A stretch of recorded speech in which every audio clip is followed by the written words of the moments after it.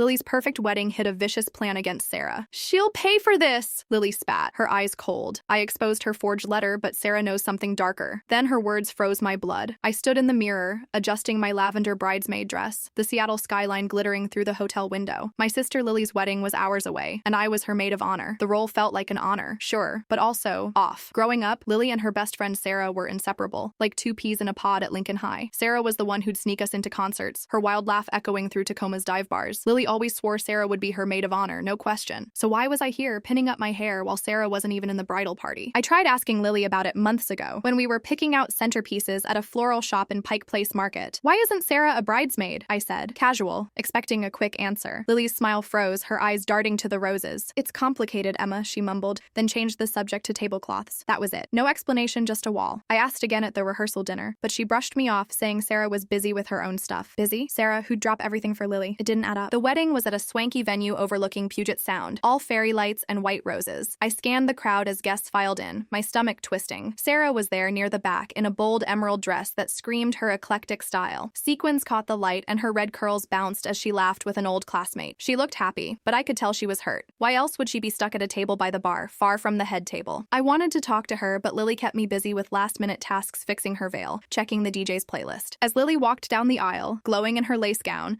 I couldn't shake the feeling something was wrong. Her fiancé, James, beamed at her, his eyes soft. They'd met 2 years ago, supposedly on a dating app, and hit it off fast. James was charming, a software engineer from Tacoma with a warm smile. But the way Lily dodged questions about Sarah made me wonder what else she wasn't saying. During the cocktail hour, I caught Lily glaring at Sarah, who was chatting with a cousin. Sarah's dress wasn't subtle, sure, but it was her. She'd always been loud, unapologetic, the kind of person who'd wear neon to a funeral and pull it off. Lily, though, looked like she'd swallowed a lemon. "She's trying to steal the spotlight," Lily hissed to me, clutching her champagne flute. I frowned. "It's just a dress, Lily. Let it go." But her eyes narrowed, and I saw something cold there, something I didn't recognize. I brushed it off, telling myself it was bridal stress. Weddings make people crazy, right? But as the night went on, that uneasy feeling grew, like a knot in my chest. Sarah wasn't just sidelined, she was being erased. And I, stuck in this stupid dress, was part of it. I didn't know it then, but that was the start of everything unraveling. The reception was in full swing, the dance floor packed with cousins and college friends swaying to a pop anthem. I leaned against the bar, sipping a gin and tonic, trying to shake the unease from earlier. Lily was mingling, her laughter loud, but her eyes kept flicking to Sarah, who was twirling with a groomsman, her emerald dress catching every light in the room. I could feel the tension from across the venue, like a storm brewing over Puget Sound. Then I saw it. Lily grabbed a glass of red wine from a passing waiter, her movements sharp, deliberate. She started weaving through the crowd, straight toward Sarah. My stomach dropped.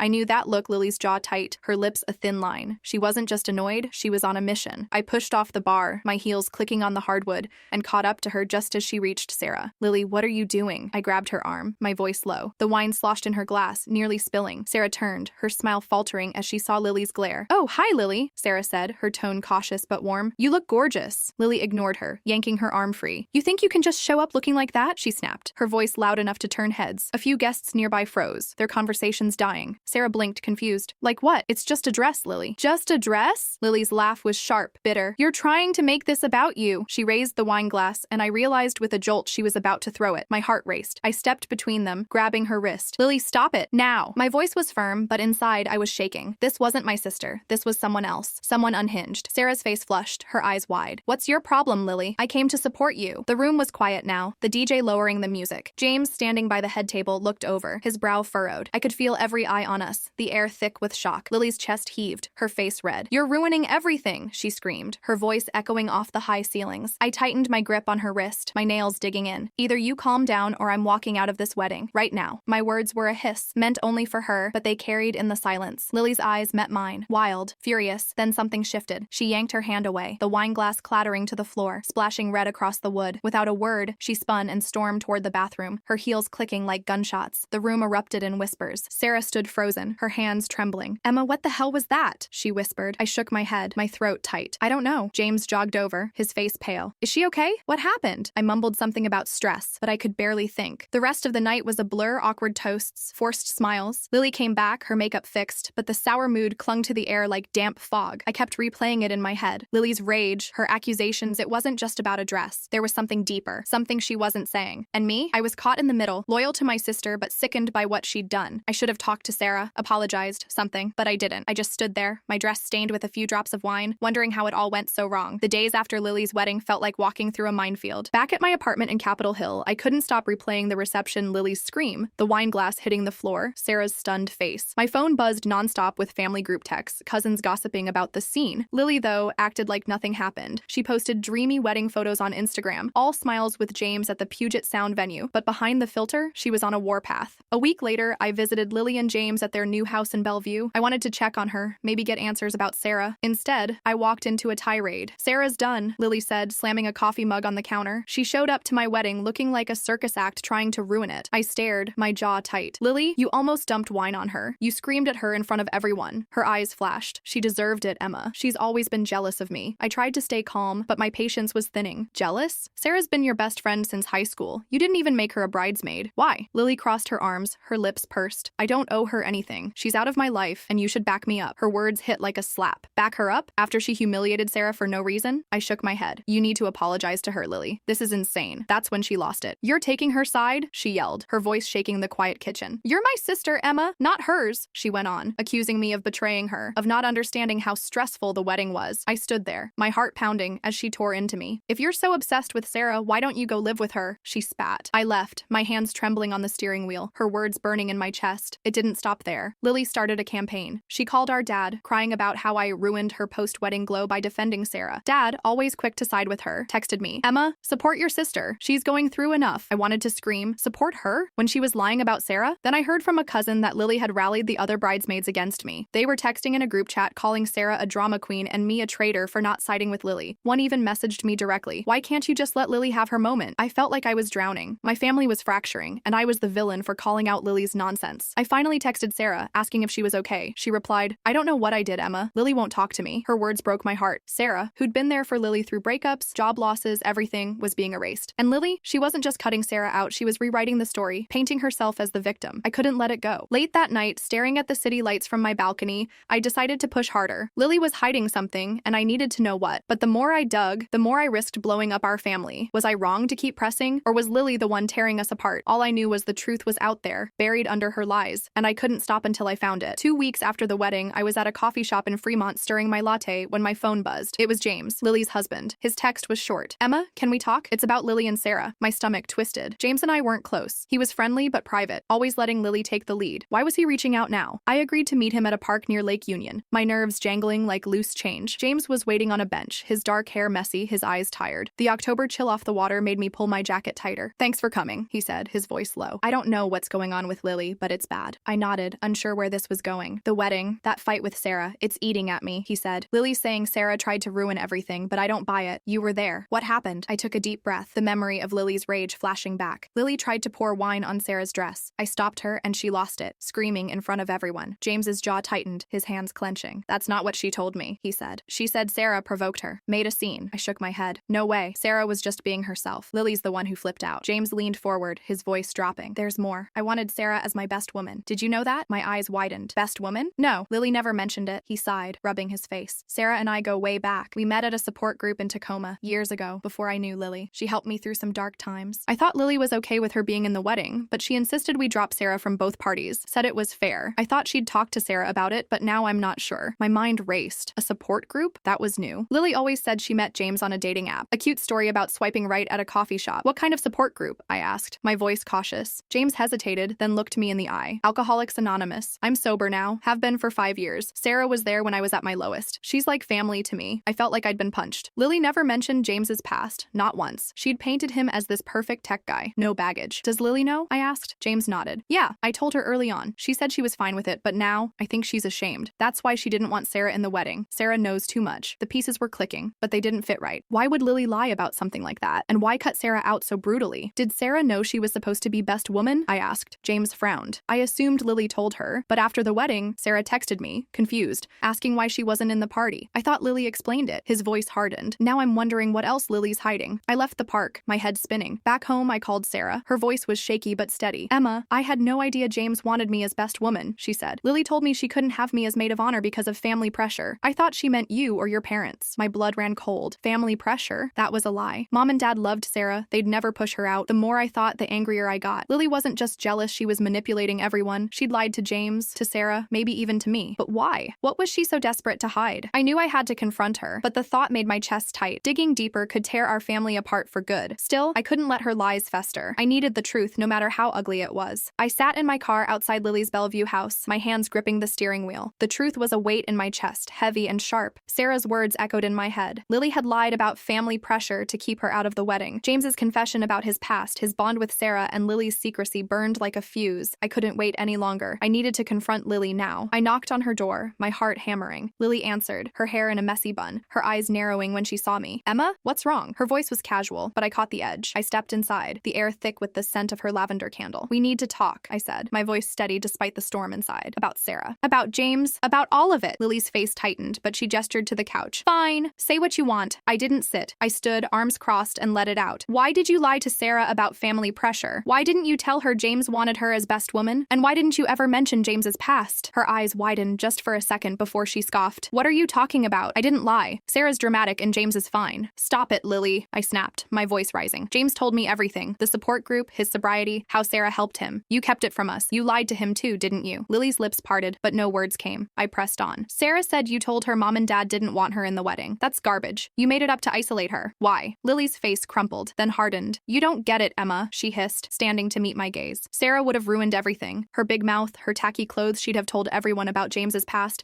and I'd look like a fool for marrying him." Her voice cracked, raw and desperate. "I wanted a perfect wedding, a perfect life. Is that so wrong?" I stared, my stomach churning. "So you humiliated her, lied to your husband? To me?" My voice shook now, anger and hurt colliding. "What else are you hiding?" That's when the dam broke. Lily's shoulders slumped and she sank onto the couch, tears streaming down her face. "Okay," she whispered. "I'll tell you." She confessed everything. She'd been ashamed of James's history, his alcoholism, his time in rehab. She'd told everyone they met on a dating app to erase his past. When James wanted Sarah as best woman, Lily panicked. Sarah knew too much, and Lily feared she'd spill the truth at the wedding. So she lied to James, saying she'd explained the decision to Sarah. She told Sarah the family didn't want her, knowing it'd keep her quiet. Worst of all, she'd forged a letter from our parents, telling James they accepted his past, to keep him from asking questions. She'd even told the bridesmaids lies about Sarah, saying she'd flirt with groomsmen, get drunk, cause a scene to ensure they'd shun her. I felt sick. "You manipulated everyone," I said, my voice barely a whisper. "You hurt Sarah, James, all of us." Lily sobbed, her hands covering her face. "I didn't mean for it to go this far.